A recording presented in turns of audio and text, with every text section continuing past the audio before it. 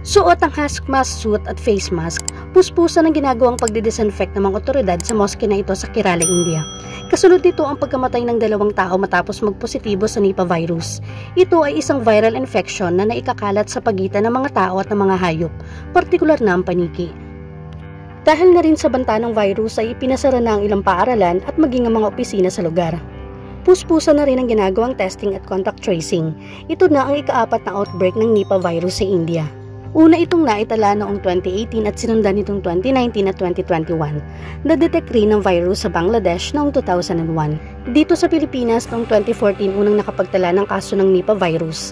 Isa lang ang nakumpirmang nagpositibo na taga Sultan Kudarat, pero may 17 suspect cases. 8 sa kanila ang gumaling habang 9 ang nasawi. Simula pa noon ay wala pa ulit na itatalang kaso ng Nipah virus sa bansa.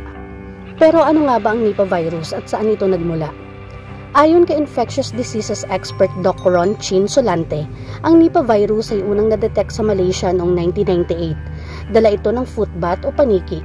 Bukod sa direct contact sa mga paniki at baboy, posible ring makuha ang virus sa mga pagkain na kontaminado ng hayop na may virus. Ang ilan naman sa mga sintomas ng virus na ito ay lagnat, pananakit ng katawan, severe headache at madalas na pagtulog.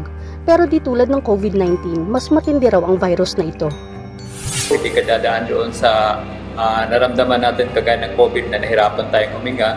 This one is that paglagnat ka lang, tapos 2 to 3 days, medyo pumihina na yung sensorium mo, and then natutulog ka na lang, and then that's it. Huminto na yung paghinga mo. Lubhang nakamamatay ang virus lalo't naapektuhan din ito ang utak ng tao. Katunayan, nasa 75% ng mga tinatamaan nito ang namamatay. Katumbas yan ng 3-4 sa kada 5 taon.